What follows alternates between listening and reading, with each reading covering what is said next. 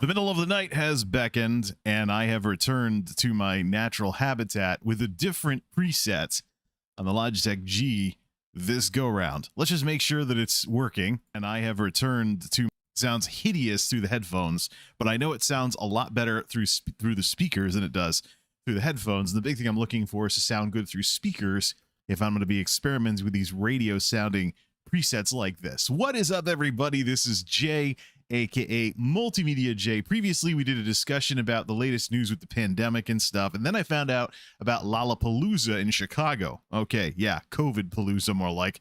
My prediction is that that Lollapalooza is this year's Sturgill or whatever it was motorcycle rally, the one in South Dakota.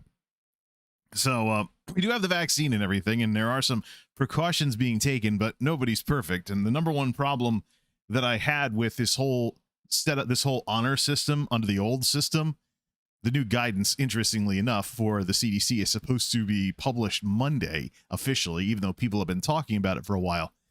But the problem I always had with the honor system is that, knowing people like I do, there would be somebody who lied about having their shots. They wouldn't have to wear a mask. Guaranteed.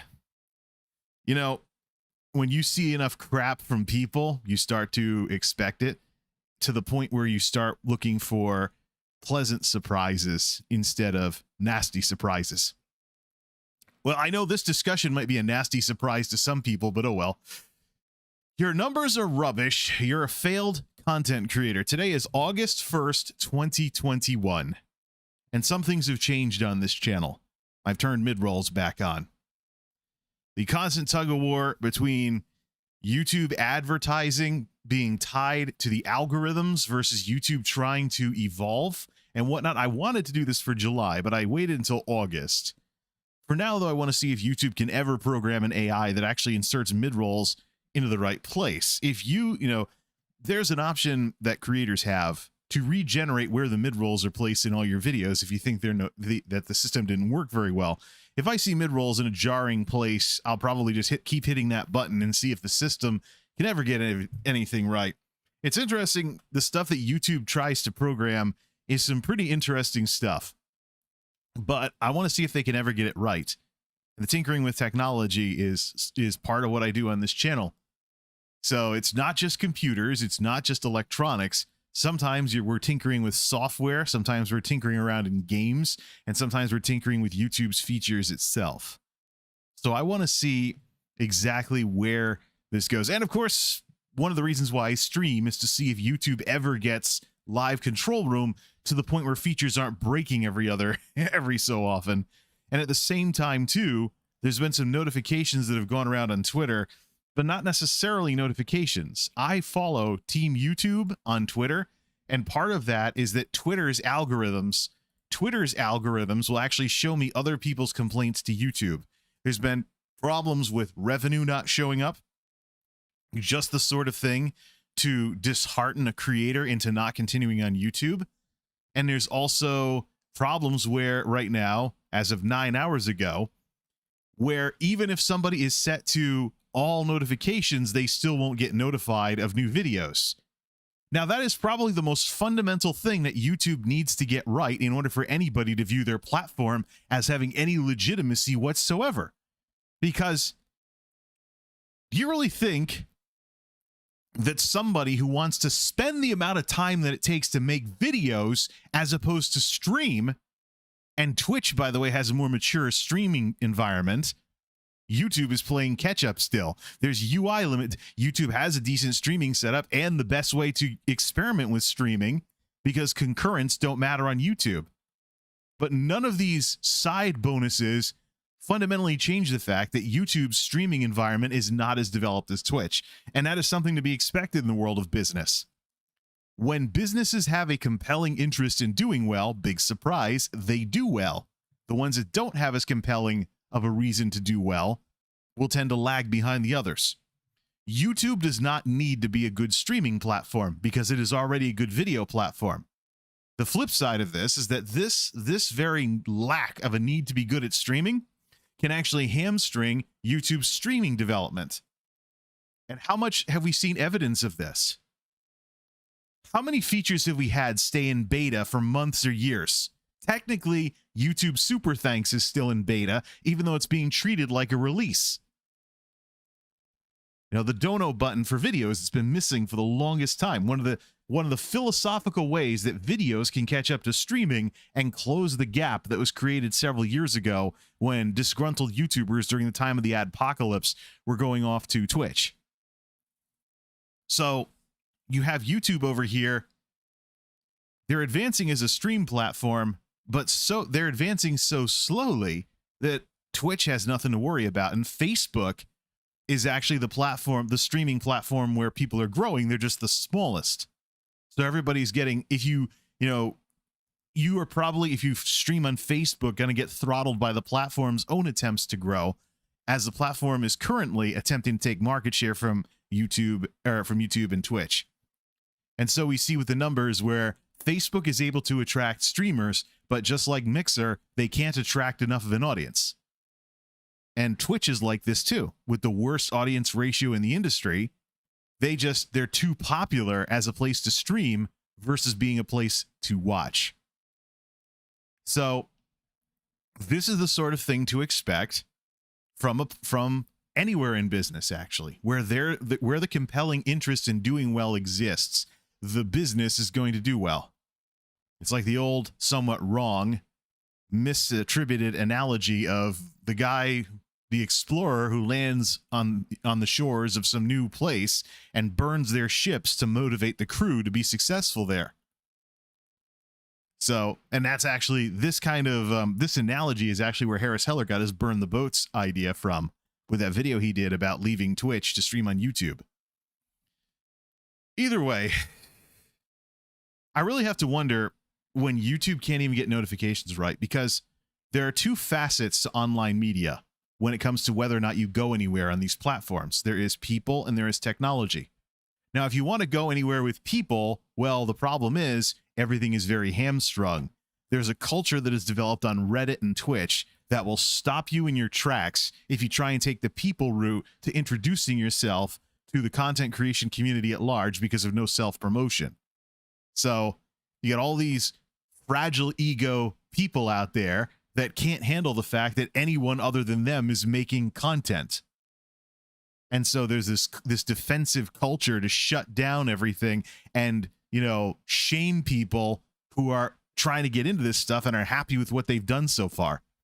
That's one of the follies of no self-promotion. Even though Twitch is working on a UI, improvements that get around all of this. Like, for example, the new stuff in the left panel that's popped up, suggested channels that are always there, even when you're watching streams, and channels that you share an audience with that streamer on. So viewers of this streamer also watch these streamers. So Twitch is updating their UI in the most efficient way possible to break no self-promotion. Because, look, bottom line is people have to choose who they watch. Are they going to watch you or are they going to watch somebody else? But on YouTube, with the prevalence of video and the evergreen strengths of the platform, people at least have the option of choosing when they want to watch you, as opposed to the blah support for watching things after the fact on Twitch.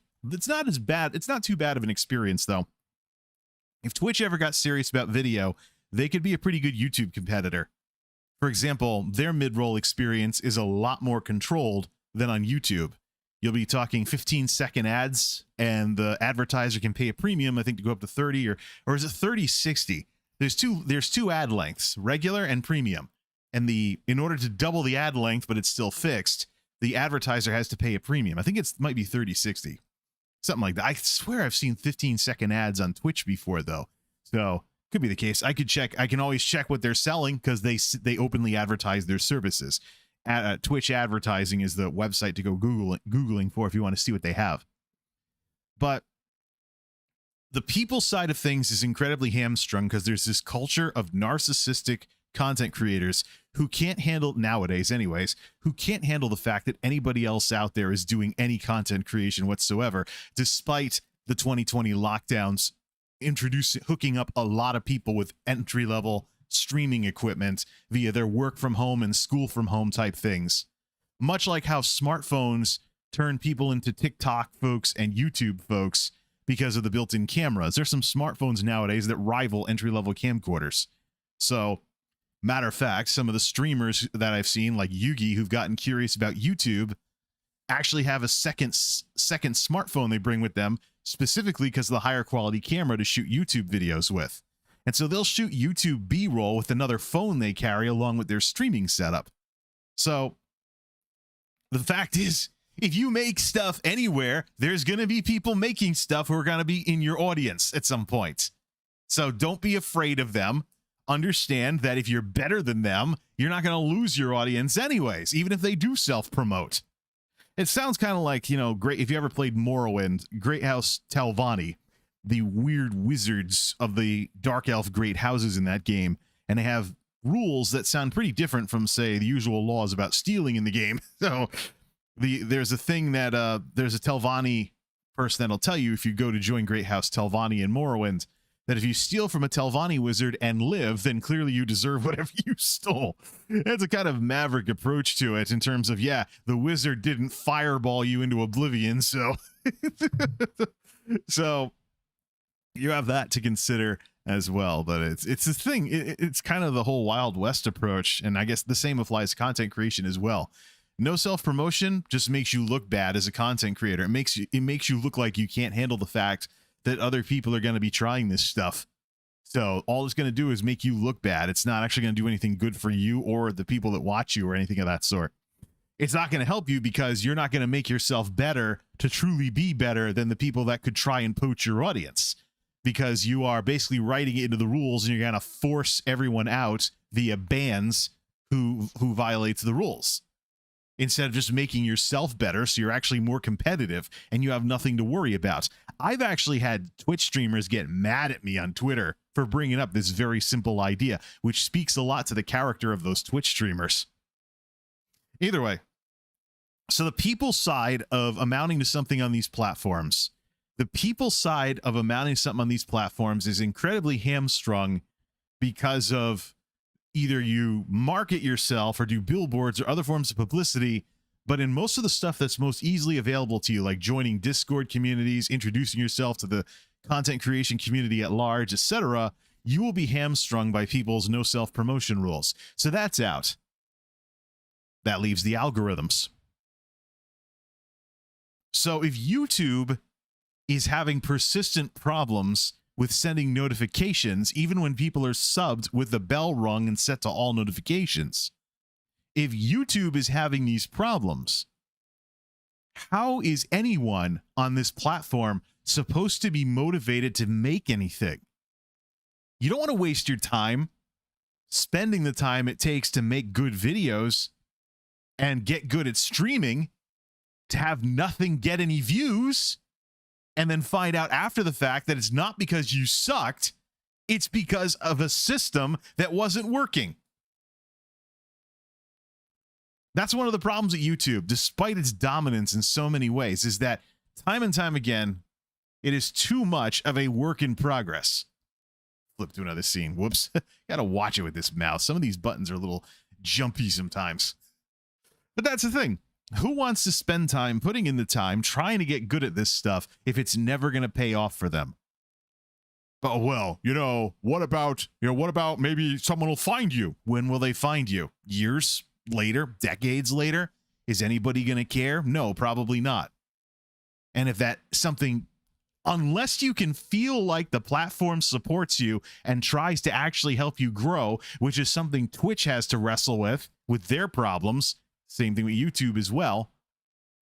Unless you feel like you're not wasting your time on a platform like this, you have no inspiration to make anything. And all that is left in terms of anything that'll help you at all is dumb luck, which is something you don't control. Okay, maybe you have some dumb luck and something you do goes viral. Do you really want to sit around waiting for lightning to strike?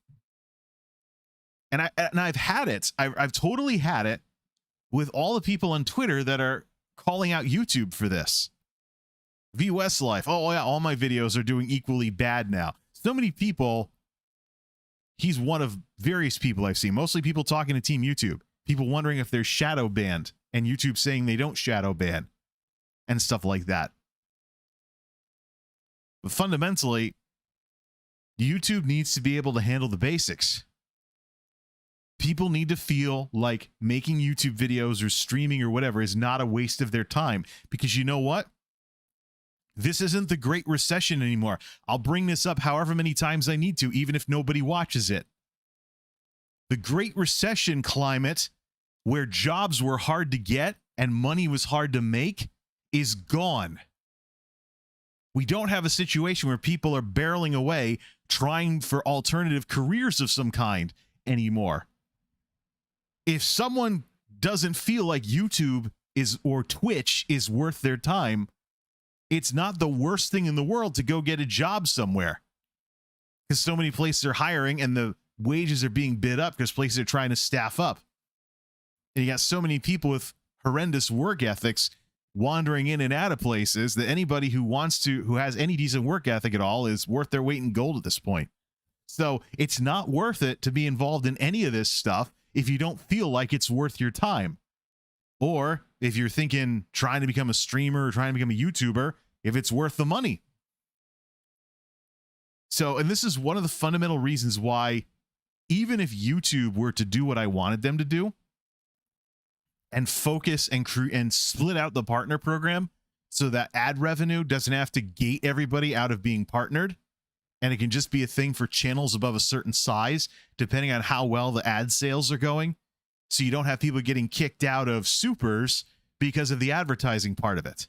And even too, the ad-friendly guidelines, that should only demonetize you from an ad perspective.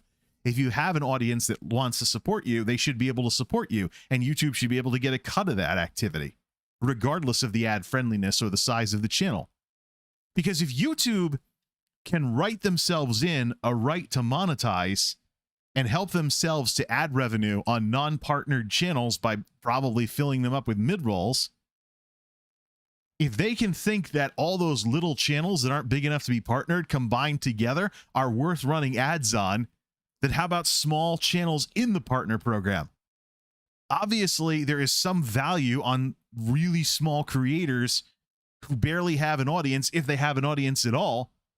Obviously, there's some value somewhere in there on these really small creators that YouTube felt the need to write themselves in a right to monetize for non-partnered channels.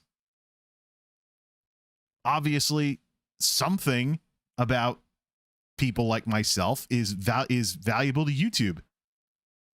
Okay, follow through on that. How can you increase the CPMs? How can you increase the CPMs of these channels that you went out of your way to write yourself a right to monetize, to give yourself the right to put mid-rolls on all kinds of people's videos who aren't in the partner program?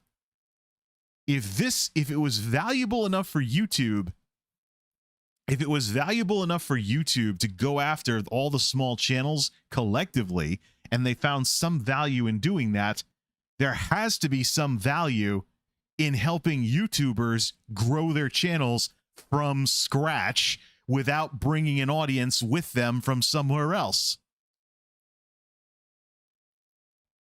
It's not that hard to figure out, but to YouTube, apparently, it's a project. Let's talk about being a failed content creator, as the title might suggest. My frustrations with YouTube, with my channel having not grown in 2 years, still like 3,800 something subs, and the inactive ones are getting cleaned up, so the trajectory is downward, just like with the watch time. Nothing I make is really worth it in terms of getting any decent watch time anymore. That's been on the decline as well. I basically have nothing to lose. I had nothing to lose. The ad revenue will be useless. The supers will be useless. And literally every form of monetary support from my channel will be useless sometime in the next couple of years. And if not because of decline, it'll be because of inflation.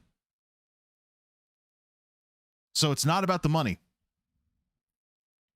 And yet, YouTube continues to have this disgustingly toxic culture among people who watch YouTube videos that have a problem with creators trying to make something off of stuff that YouTube was doing anyway, which is what ad revenue is. or something people were going to do anyways, which is what the tipping that people do for donos and subs and things like that on Twitch are. But instead, you have people getting badmouthed in the comments because they decided to start a Patreon. Well, the Patreon is now kind of redundant nowadays, but I've actually seen people on YouTube who live stream that were complaining at each other because one of them decided to start doing super chats. One of them decided to start doing super chats. It was like a damaged friendship. One creator, these are small creators talking about here, they got mad at each other and argued with each other on Discord over super chat money. And I'm like, this is the problem with YouTube in a nutshell. One of the big reasons why Twitch became what it is. This antagonistic culture towards people doing whatever the heck they want with their own money. Oh, you chose to support this creator. That means that creator's an e-beggar. Ooh. Who's the genius that thought that one up? Yeah, so this unwarranted aggression towards creators trying to monetize their channels. Let me tell you something, and I'll reiterate it again, even though I just talked about it about 5 minutes ago. YouTubers don't have to do anything for you if you're going to complain about, them trying to monetize their channels. They don't have to do anything for you. Because the odds are, unless you're a channel that is at least decently sized, if someone really wants money, they can shut their channel down and go get a job or go get another job. I ran into a guy that I recognized from the 9 to 5 somewhere else this past weekend. And I was like, can this guy ever get enough of work? I know he's full-time, but he's got a second job stocking shelves in a store on totally different hours. I'm like, well, maybe it's his weekend gig. It's his version of staying out late on the weekend because there are so many night shift jobs. There are so many night shift jobs out there that can't be filled right now that are paying over $15 an hour, that if he wants to make easy fun money, working part-time, stocking shelves in a supermarket or a Walmart or something like that, working part-time stocking shelves is actually a great way to make extra cash, especially if you already have a full-time job with benefits and you're just making some fun money off of some free time you otherwise would do some, and you just, it'd be one of those jobs that you just quit when you've had enough.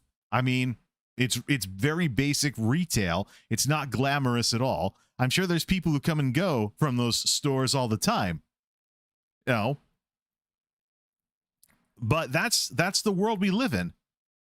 If you, the audience, want to badmouth YouTubers because they're trying to monetize their channels, not one single YouTuber has to put up with your crap. All they have to do is shut their channel down, get one of these rinky-dink jobs, and they will make far more money with that whatever little blippity job they get than they'll get from ad revenue and supers at their channel size. But those of you who decided to be antagonistic about it, won't get anything to watch. So yeah, folks, be aware of the times we live in, especially if you have creators in places where there's labor shortages. If you want to say that because I turned on super thanks that all I care about is the money, or because I'm running mid-rolls, all I care about is the money, if I really want to care about the money, I'm going to shut the channel down right now. You're not going to get any videos, nor are you going to get any streams. You're never going to see the computers again. And I'm going to go out and I'm going to get random jobs here and there that I can do on my off days. Make money on the weekend. Get the kind of job a teenager would get and be paid far more than when I was growing up. If I want fun money, I'll go stock shelves at Walmart or something.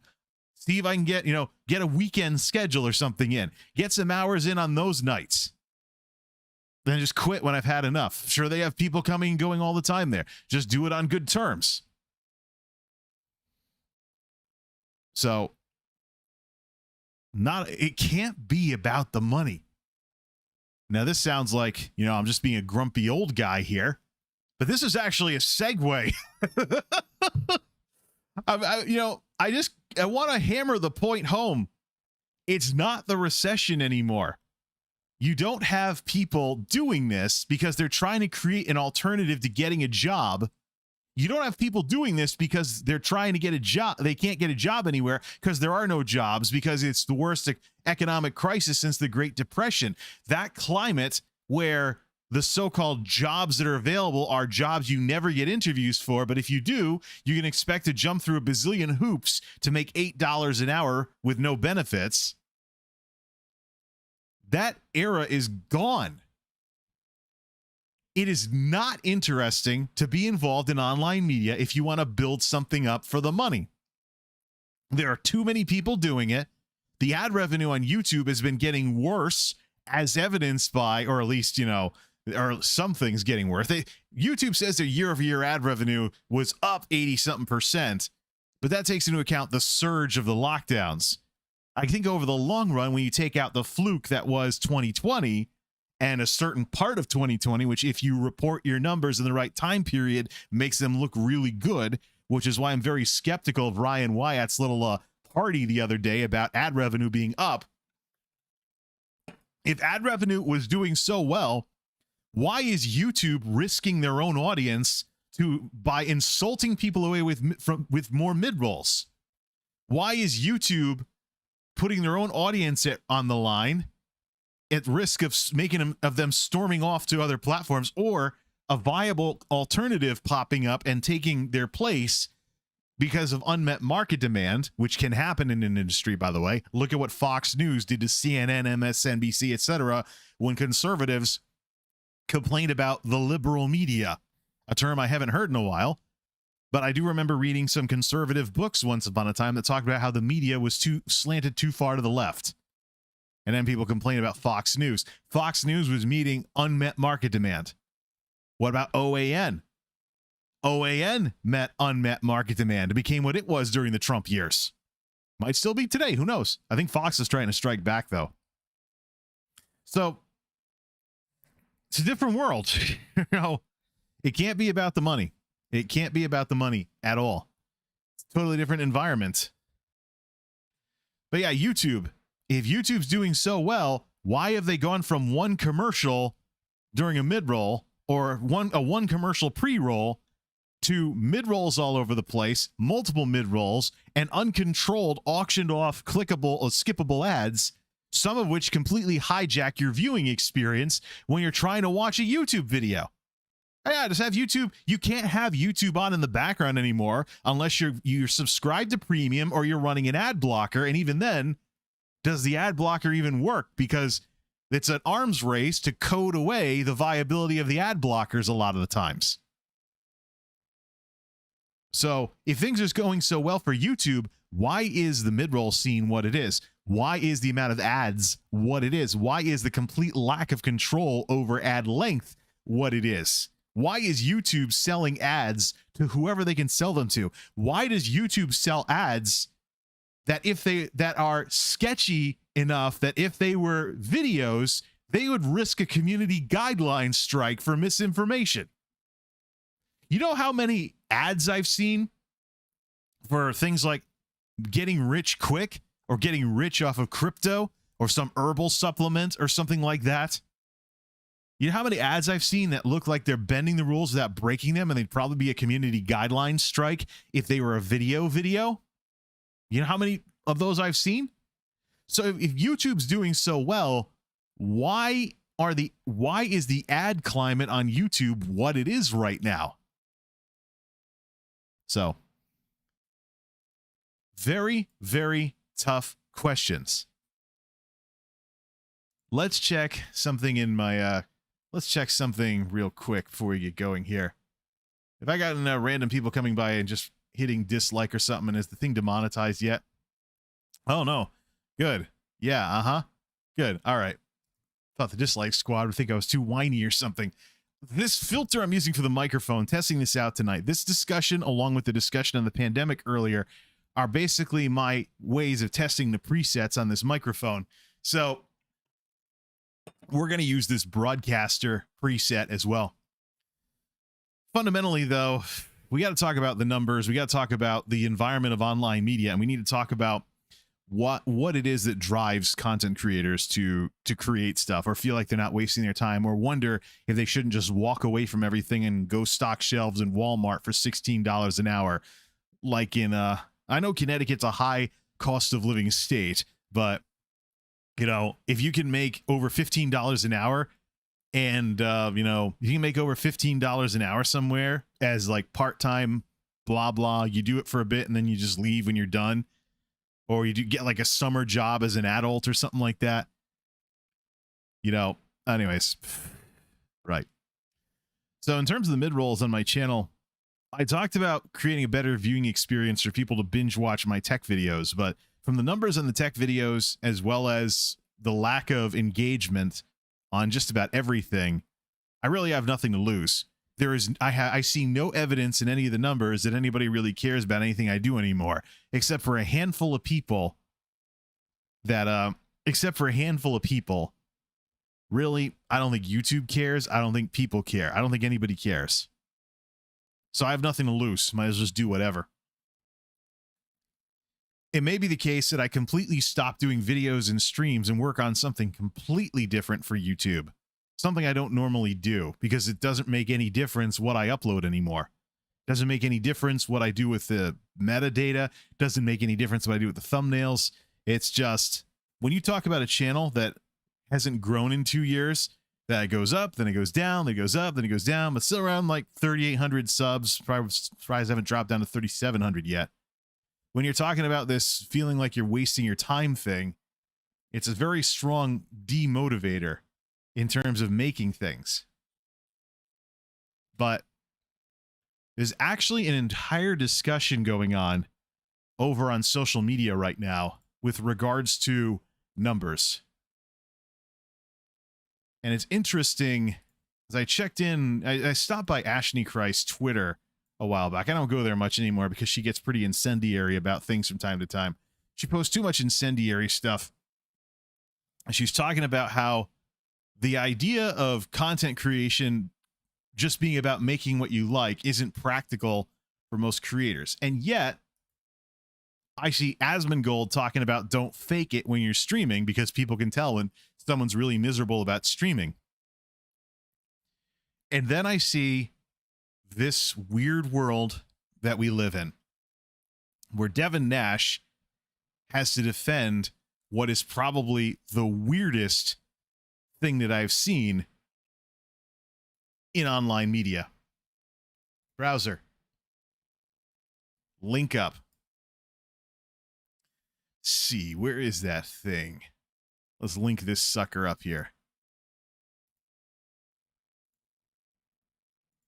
It speaks to how obsessed we are with clout that people view this as failure. Guy has $25 million. He streams a 19-year-old game for fun and is still top 0.1% of Twitch.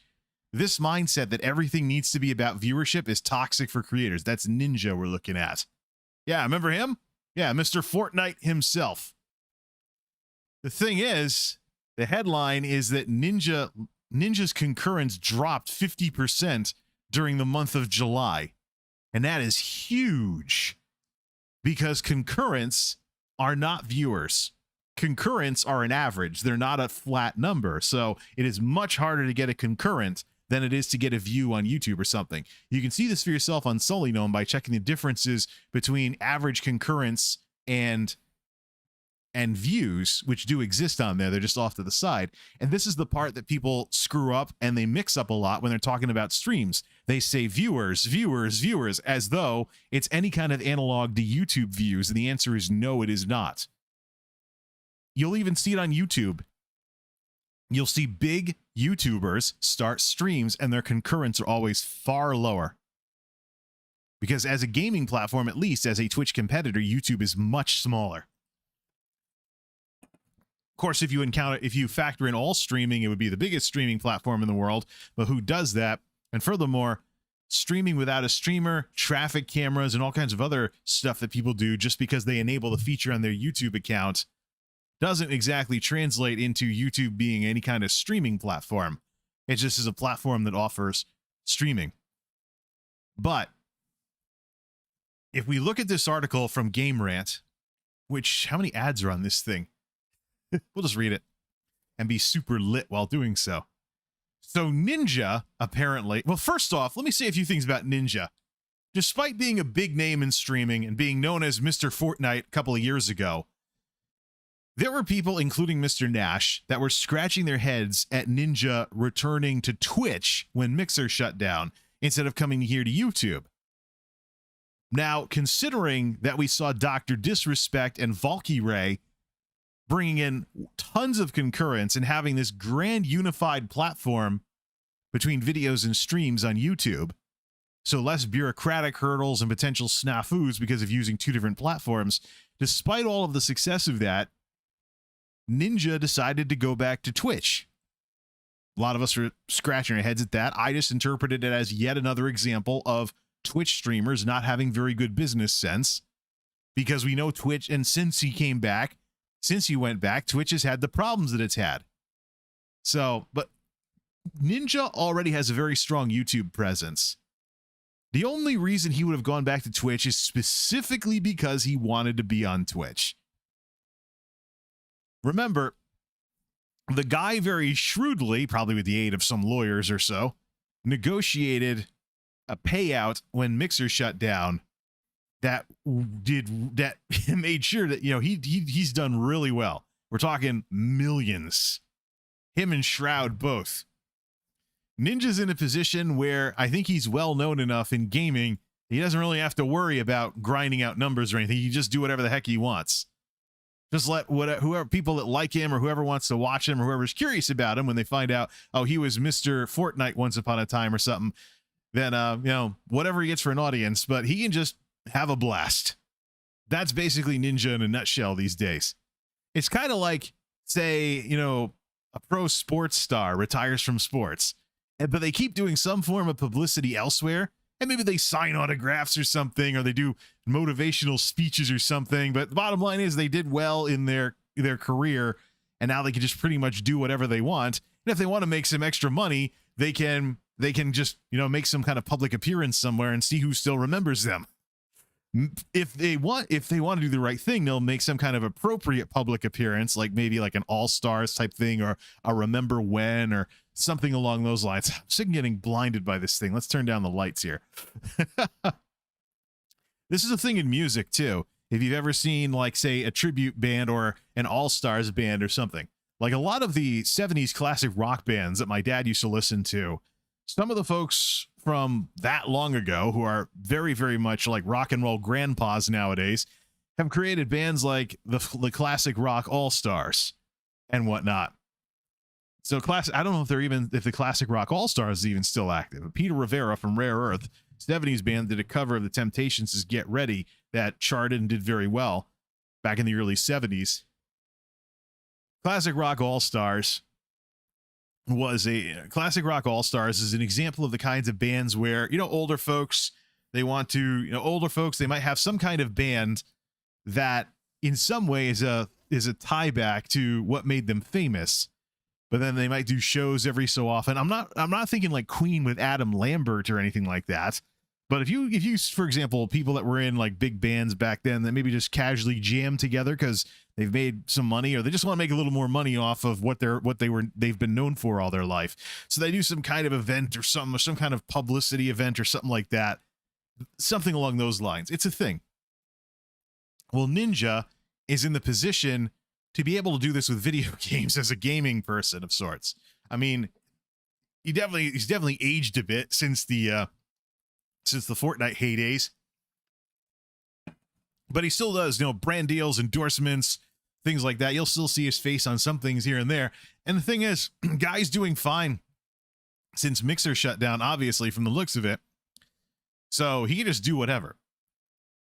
So the reason why he's got really low concurrence for himself, but I mean, things have gone down since he left Mixer. Things were already dropping after the honeymoon effect of him returning to Twitch. Let's look at this article. The famous streamer's average viewership during the month of July 2021 has dipped to 3,600. That's huge. That means Ninja is smaller than S-Fand these days. in terms of concurrence. That's what happens when you've done well for yourself and you can just do whatever the heck you want and have fun. Yeah, S-Fan has traditionally been the 5,000 concurrent guy on Twitch for most of the time that I've seen his like World of Warcraft stuff. Now he's doing Final Fantasy, so he also did well with GTA RP and things like that. But it's a weird world we live in that Ninja is smaller than S-Fan. He was like the face of Twitch at one point, but I don't know if you want to be known as that, considering what happened to Dr. Disrespect. Some of that might be the game he's playing. He's playing Final Fantasy 11, not Final Fantasy, aka Final Fantasy 14, not the fad that's going on right now. He's also not streaming full-time hours either. Or excuse me, this game is not a full-time hour thing for him either. Final Fantasy 11, 70 hours streamed. During his time playing the MMO, he managed to pull in an average of around 2,000 view. This is what I'm talking about. It's not 2,000 views. Sully Gnome, 30-day ninja right now. Let's look at some of these numbers directly. Get past the Game Rant article and set it to 30 and put that on the screen. Where's my browser? All right, let's dissect all of this. Sully Gnome Ninja has a new profile pic here. So you can see that when he fires up Fortnite, his Fortnite audience, that 15 grand that he peaked at here, and then what, like 11 grand or so, 11 grand. But the thing is, games have an ebb and flow to them. Fortnite in general, we'd have to check the numbers on that. Fortnite was hot a couple of years ago, but there are more battle royales nowadays, such as Warzone and Apex Legends, that have kind of broken into the industry. It's not like, say, Fortnite and PUBG are basically duking it out anymore. There have been, much like with MMOs, where World of Warcraft gave way to other successful MMOs based on major IPs like Elder Scrolls Online and Final Fantasy XIV, battle royales have developed into Fortnite's not the only game anymore, nor is PUBG. So you got plenty of other games as well with this sort of thing. You see here, you know, oh, that's Warzone, very similar to the Final Fantasy thing. But Final Fantasy 11 is a very, very dated, super dated MMO. Goes back to, it's contemporary to the EverQuest era. I knew some people in college who played Final Fantasy 11. We're going way the heck back on that. So it's one of those things where it's not going to have the same fad going as Final Fantasy 14, which is contemporary, or should I say inspired by World of Warcraft, which is a much newer game design than what Final Fantasy 11 was based on. With Final Fantasy 11, you're going back so far with Final Fantasy 11 that you're talking about a game where, depending on what class you play, or what job, I should say, it's Final Fantasy we're talking about, you might not be able to solo to max level. That's one of the decisions. That's one of the, I mean, I could play it again and see if they fixed that, if they made it more casual friendly and whatnot. I don't know if it's like RuneScape versus old school RuneScape, or WoW versus classic WoW, but even classic WoW, you could level to max level without needing a buddy. So it's a very old, very dated MMO. It's the sort of thing where Ninja is probably playing it because he's curious about it. And Ninja is in a very enviable position. Ninja is in a very enviable position because Ninja essentially gets to be an old school YouTuber. There we go. Ninja gets to be an old school YouTuber on Twitch. What do I mean by that? I mean the look at this, 86 hours streamed. That's halftime. If you do streaming as a full-time job, you're going to be streaming 160 hours in 30 days. 4, 8, 12, 16. So he's not even streaming full-time. So casually streaming to a smaller audience while doing things elsewhere, fundamentally, Ninja is a YouTuber.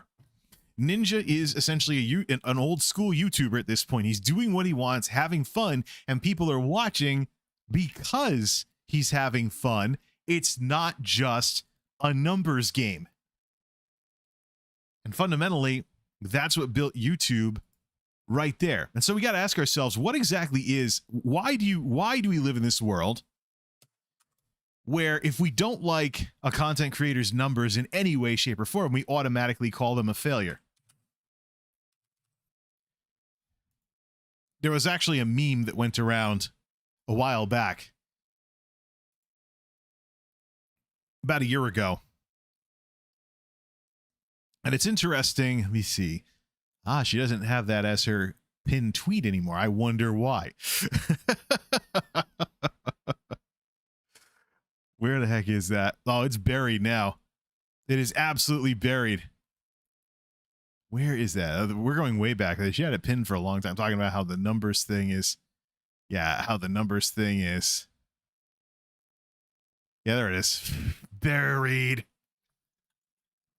Just do what you love and don't worry about the numbers is kind advice, but it's not practical for modern creators. The largest creators usually enjoy what they do, but they're also number crunchers behind the scenes. They're always looking for ways to attract a bigger audience. Are they now? Are they? Because I think what Ninja's getting at here by keeping it simple like this is getting back to what actually built YouTube in the first place. That is making stuff that you enjoy, because people find out very quickly if you're not enjoying what it is that you're doing. Even if it's via you following all the SOPs and having a cookie cutter YouTube channel that looks where your videos look very similar to other people's videos because you follow all the best practices. And maybe the algorithms like you because you stylistically resemble some very well-run channel, and you might get some numbers out of that in today's algorithm-dominated world. Remember, one of the key things with YouTube's algorithms, as the Creator Insider folks have said, algorithms find videos for viewers. They don't find viewers for videos. The algorithms are not out to promote your video specifically. They're out to hook up people with stuff they might like, which is one of the biggest problems I have with YouTube right now. Is how on earth is anybody supposed to start from scratch and stake their claim unless they copy someone else and they make stuff to try and get numbers by playing the system? Because if the algorithms don't actually try to get your video an audience when it's the world that's the audience, number one, very, very disheartening, makes you want to stop making stuff. Number two, how are you supposed to get started? It leaves YouTube in a situation not that different from Twitch. Twitch has a lot of transparency in the way they publicize things. It's not this algorithmic black box as much. There are algorithms on Twitch, but there's always a hierarchical option. You can also meet new people by playing games that aren't popular. You won't get a big audience, but you'll meet folks. So you can always play games. You can always, on Twitch, where everything matters, where streaming is what matters, you can always stream games that nobody else is streaming at a certain time and meet people that way. But there are things on the people side of things that you have control over. But even on the algorithm side of things, on the technology side of things over on Twitch, there are things like, for example, recommended smaller communities. So once you get to a certain amount of concurrence, you're going to show up in recommended smaller communities in that menu. And you might show up in the left panel as well when people are browsing. But how do you get to that point? If you have no viewers, how do you get started from square one? That's the thing. You know that there's something you can get towards, but you have no idea how to get there. Let's talk YouTube. How does YouTube line up with this kind of environment? If algorithms find videos for viewers instead of viewers for videos, how are you supposed to even get started? Because if you make pastiche content that is similar to someone else in order to get your foot in the door, how will you not get viewed as a ripoff of somebody else while trying to get established? And how does that not create a situation where you want to make this and be known for this, but you're going to end up with an audience that knows you for that? So you want to be known for one thing, you can only get an audience that knows you for something else, and you are never truly happy as a creator because you can never actually do what you want. That's the fundamental question that this new algorithmic YouTube, where small channels get crushed if they don't fall in line with the SOPs and the systems, because people's ability to meet other people and be social, even in this connected world, is very hamstrung by Reddit culture and Twitch culture. How are you supposed to get started? How are you supposed to get anywhere? How are you supposed to grow an audience? And in the case of channels where I've seen people wail in despair because their numbers start dropping, because people aren't as interested in what they do as they used to be, how do you get a new audience? Because the way what it looks like is YouTube gives you your one shot, and then you get thrown away by the system when the people leave. Or if you do something that makes them mad enough, like what I did last year. So I was looking over my numbers. One of the reasons why I turned the mid-rolls back on my channel is because I have nothing to lose. Really, there is no evidence in any of my numbers that anybody really supports what I do anymore. One or two people might say a nice thing from time to time. There might be somebody else that stops into my stream for a grand total of 10 seconds to click like and then leaves, thinking that even matters with anything. But yeah, they don't actually stick around, so I'm talking to dead air. This isn't Twitch, by the way. It's not about running someone's stream without actually watching it, because there's some kind of numerical, there's some kind of number-based benefit or something like there is on Twitch, or emphasis on concurrence, I should say. Like if you have someone's stream going in the background to help them get Twitch affiliate with 3 concurrents in the span of a month. So, but if you just do what you like, that's what you'll be the happiest with. And in some cases, like my channel and like other channels are being rudely awakened to in this day and age, especially with the way jobs are, the only way that you stick around YouTube is if you're doing what you actually like. Because if you're just playing the game to try and grow a channel because you want to make money, like so many people accuse monetizing small channels of doing, the money is going to be terrible, even if it's a passive income. The money is going to be awful. Unless you can get a bunch of people to buy channel memberships and stuff, and YouTube has a great way of saying in Creator Studio that you probably won't be able to get people to buy memberships unless, and maybe with the super thanks, if people figure out what the heck it is outside of the creator community, maybe the donos and things like that might be something. But if you want money in this environment, the more surefire way of getting some extra money is to get a crap job somewhere and not make YouTube videos. So no, it's not a situation where everybody wants to be the next PewDiePie anymore. That ship has sailed. Number one, different climate. We're not talking the recession like we've mentioned before. Number two, different environment for YouTube ad revenue. Number three, the unshakable mythos out there that the algorithms are dependent upon how much money your videos can make. So you start thinking your videos don't make enough money, so the system's not letting you have any views. And number four, it's not worth it. It's not worth it. And also we've seen where full-time content creators either are hamstrung by the need to pay their bills, and that's why they're complaining about getting demonetized, even if the only thing that works on their channel forces them to constantly ride that fence.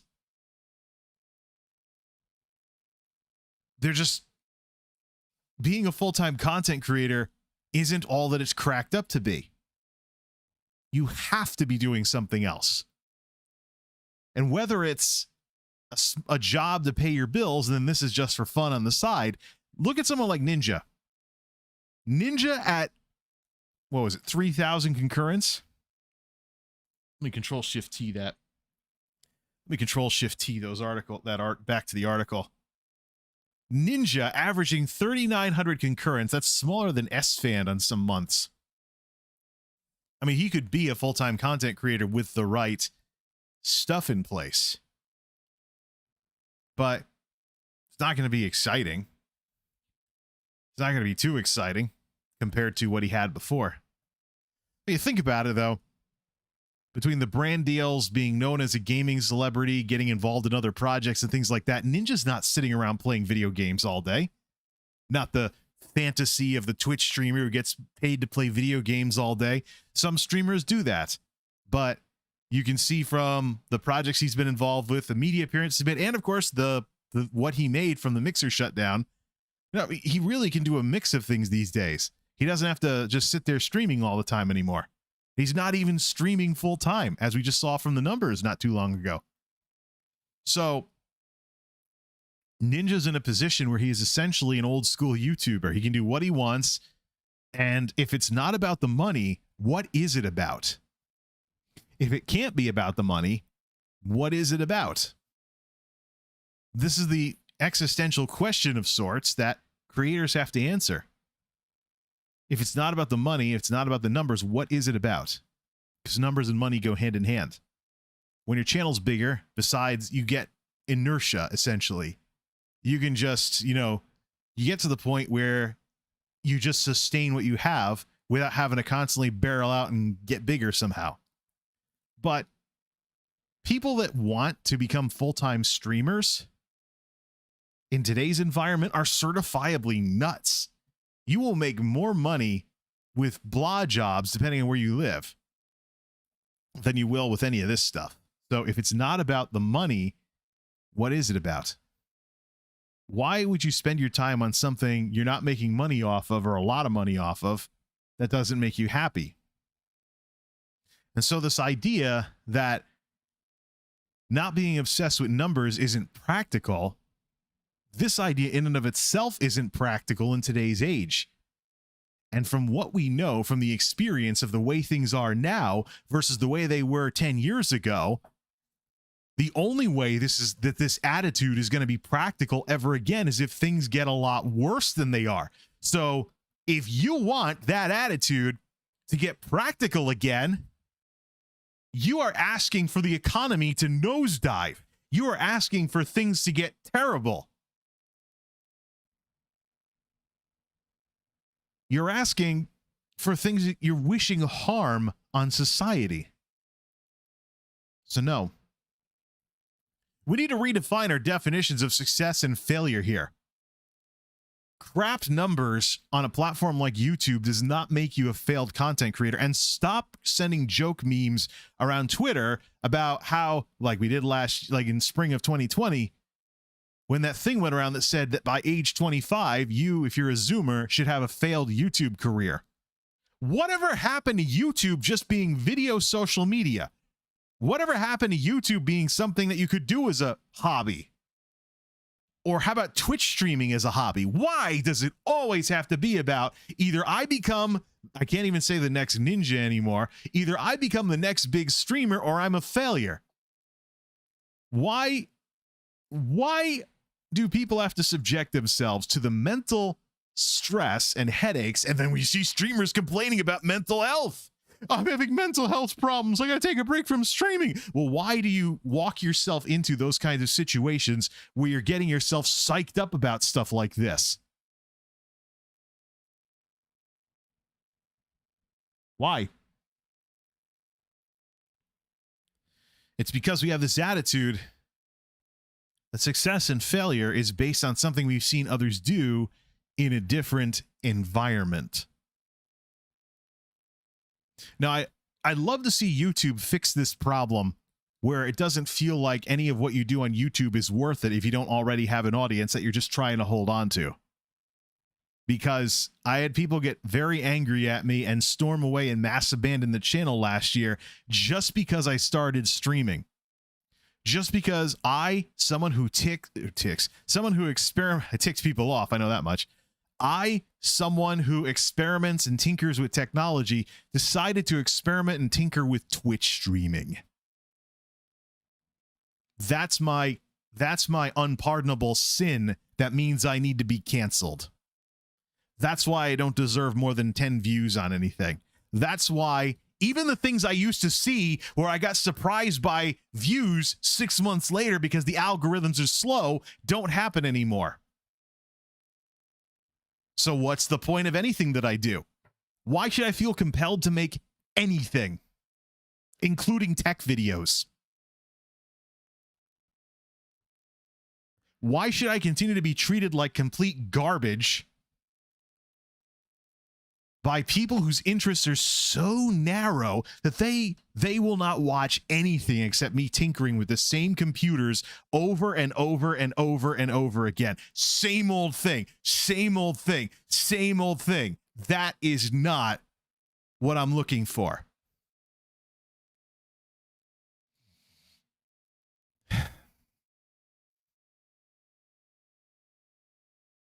So I have nothing to lose. I could stop all of this right now and go stock shelves at Walmart, and you people would never see anything for maybe ever again. Would anybody care? I have tech video projects, but is it going to do any good for the channel? Probably not. The tech videos have had years to do anything better than what they've done, than the damage they've done to this channel and my YouTube experience in general, and they failed to do so.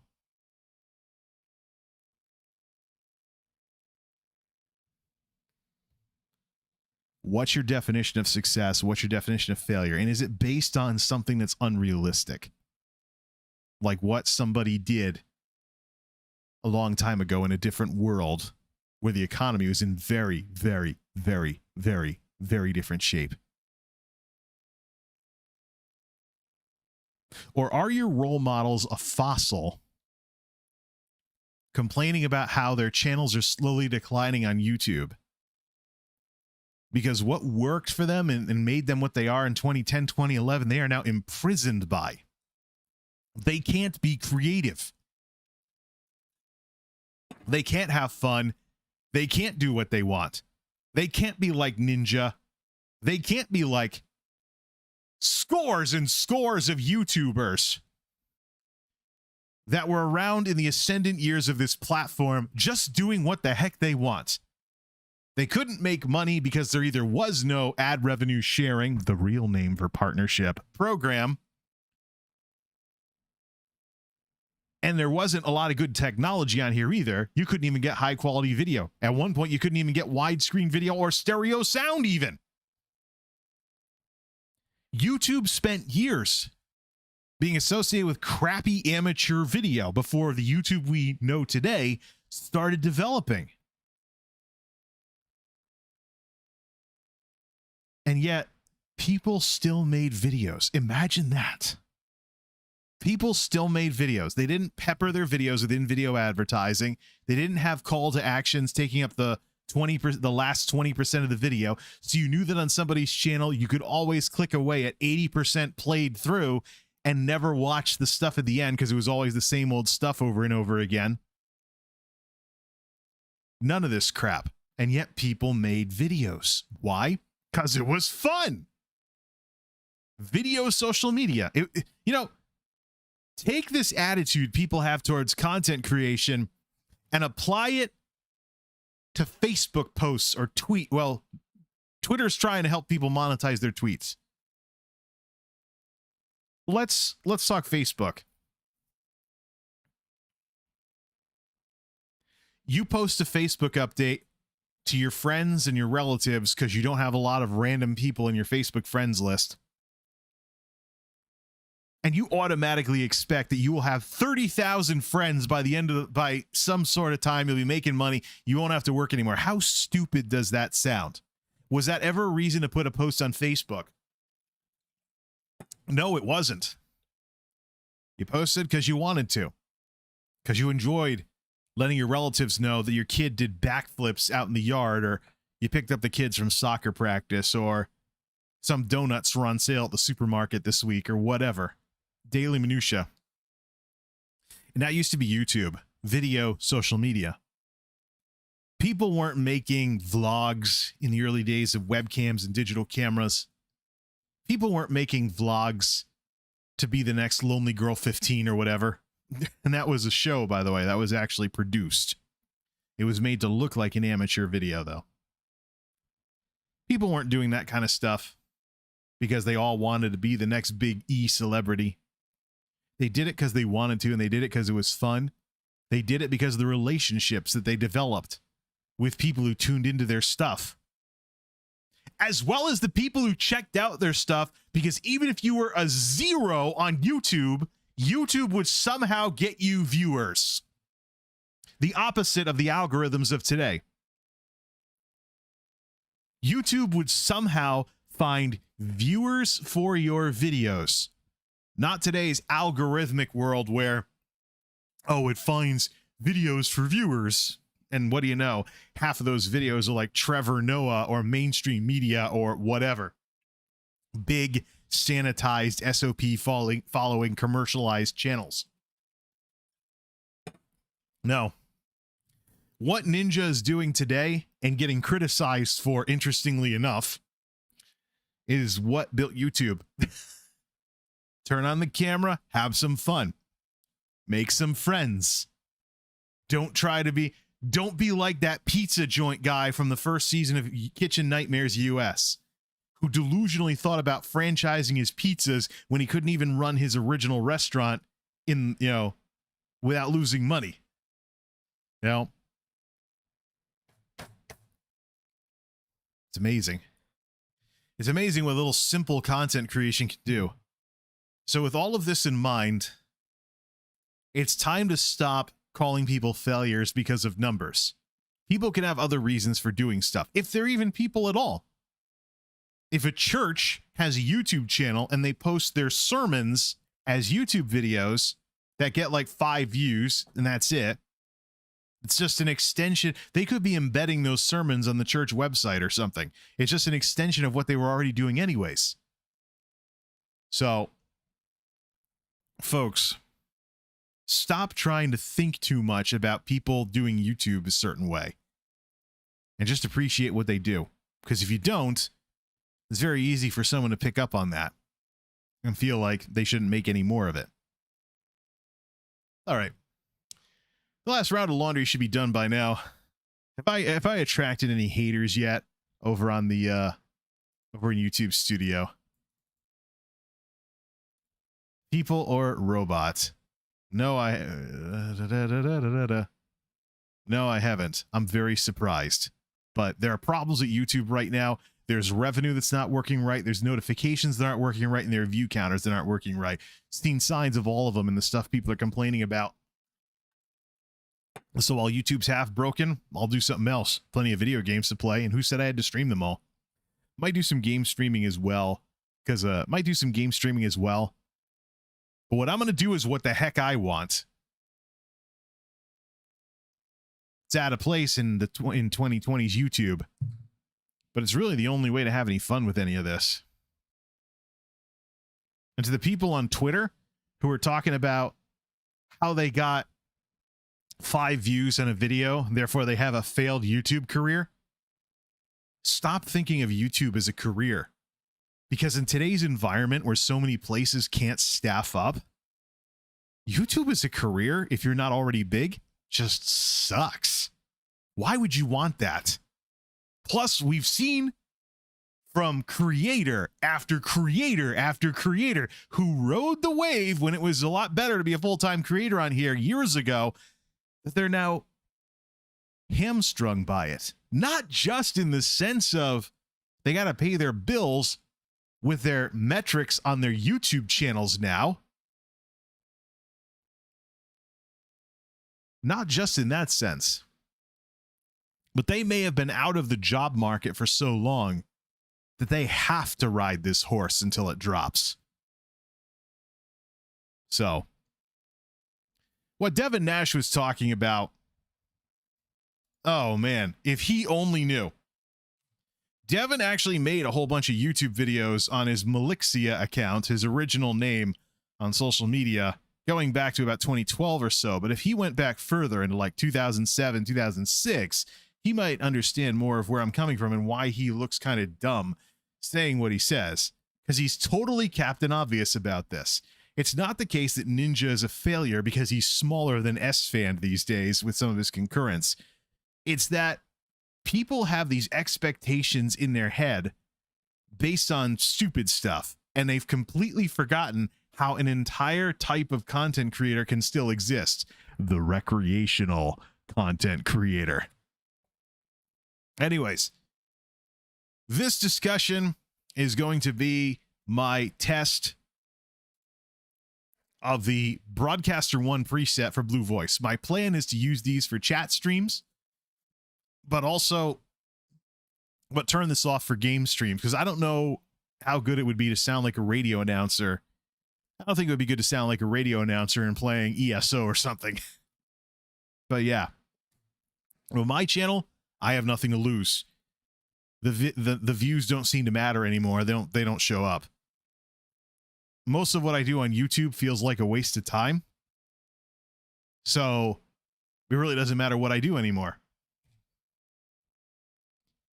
So that means I have probably more creative freedom than a lot of these people that are locked into having to make the same old crap over and over again because they're paying their bills with it. And the ability to do that has been declining for years. See. What's in the chat? Some people have stopped by for some reason right at the end of the discussion. I don't know why. Is YouTube actually working now? Do whatever you want. 5 views, lol, it's a hobby. Which of, let's see here. That's the thing. Everybody seems to have completely forgotten just what a hobby is. And it's because we have an entire generation, mostly younger millennials, who graduated into the recession, whose basically their compass is set based on a time when the economy sucked. And jobs were harder to get and they paid less. So the idea of some kind of alternative career by being a content creator on YouTube or Twitch appealed a lot more simply because of the conditions of the time. But now it's the opposite.